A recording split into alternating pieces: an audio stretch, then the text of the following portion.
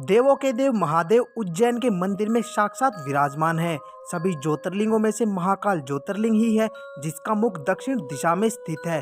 प्राचीन काल से ही उज्जैन का ये एक सत्य है कि यदि कोई भी राजा उज्जैन में रात गुजार लेता है तो उसे अपनी सल्तनत गंवानी पड़ती है। खास बात यह है कि आज भी उज्जैन को लेकर यही मान्यता प्रचलित है।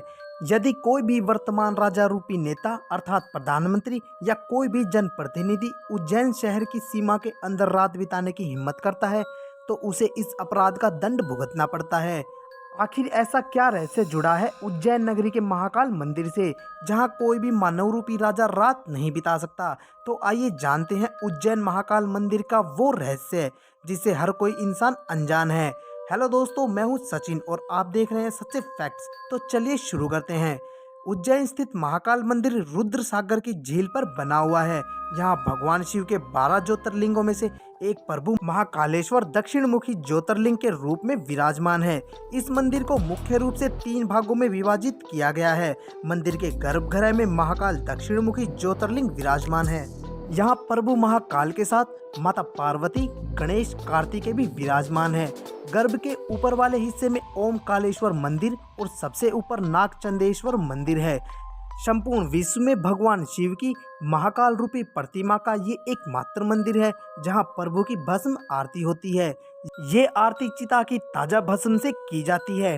ऐसा माना जाता है कि वह व्यक्ति बहुत भाग्यशील होता है जिसकी चिता की राख से प्रभु की आरती होती है। इस आरती का हिस्सा बनने के लिए दुनिया भर से पर्यटकों और भक्तों की भारी भीड़ जमा होती है। मान्यता के अनुसार उज्जैन में प्रभु महाकाल के प्रकट होने और मंदिर की स्थापना से जुड़ी एक कहानी है। कहा जाता है कि दूषण नाम का एक असुर ने उज्जैन के निवासियों का जीना दुश्वार कर रखा था। इस प्रकार उस असुर से उज्जैन वासियों की रक्षा करने के लिए भगवान शिव महाकाल के रूप में धरती पर प्रकट हुए। महाकाल द्वारा असुर के वध के बाद भक्तों ने भगवान शिव से उज्जैन प्रांत में निवास करने की प्रार्थना की, जिसके बाद महाकाल महाराज यहाँ विराजमान हो गए। वर्तमान मंदिर को श्रीमान राणाजी राव शिंदे ने सन 1736 में बनवाया था। इसके बाद श्रीनाथ महाराज शिंदे और उनकी महारानी बाईजाबाई शिंदे ने मंदिर में कई बदलाव किए।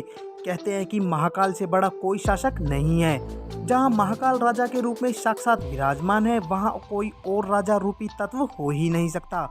जिस क्षण से महाकाल उज्जैन के राजा के रूप में विराजमान हुए हैं, उस क्षण से उज्जैन का कोई और राजा नहीं हुआ है। उज्जैन का बस एक ही शासक है और वो है प्रभु महाकाल। पौराणिक कथाओं के अनुसार कोई भी राजा रात्रि में उज्जैन में निवास नहीं करता, क्योंकि आज भी बाबा महाकाल ही उज्जैन के राजा है। कहते हैं कि अगर कोई भी राजा या मंत्री यहाँ रात में ठहरता है तो उसे इसकी सजा भुगतनी पड़ती है। या तो उसकी मृत्यु हो जाती है या फिर उसकी सल्तनत ही ध्वस्त हो जाती है। इस बात को सही ठहराने के लिए कई उदाहरण उज्जैन के इतिहास में दर्ज है। देश के चौथे प्रधानमंत्री मोरारजी देसाई महाकालेश्वर मंदिर के दर्शन के बाद उज्जैन में एक रात रुक गए थे। अगले ही दिन मोरारजी देसाई की सरकार ध्वस्त हो गई। उज्जैन में एक रात रुकने के बाद कर्नाटक के सीएम वाईएस येदियुरप्पा को 20 दिन के भीतर इस्तीफा देना पड़ा। महाराज विक्रमादित्य के बाद उज्जैन में किसी भी राजा ने कभी भी रात नहीं बिताई, और जिन्होंने ऐसा किया उनमें से कई राजा तो अपनी आप बीती कहने के लिए जीवित ही नहीं बचे। दोस्तों, अगर आप भी मानते हैं कि उज्जैन में स्वयं भगवान भोलेनाथ निवास करते हैं तो कमेंट में हर हर महादेव अवश्य लिखें।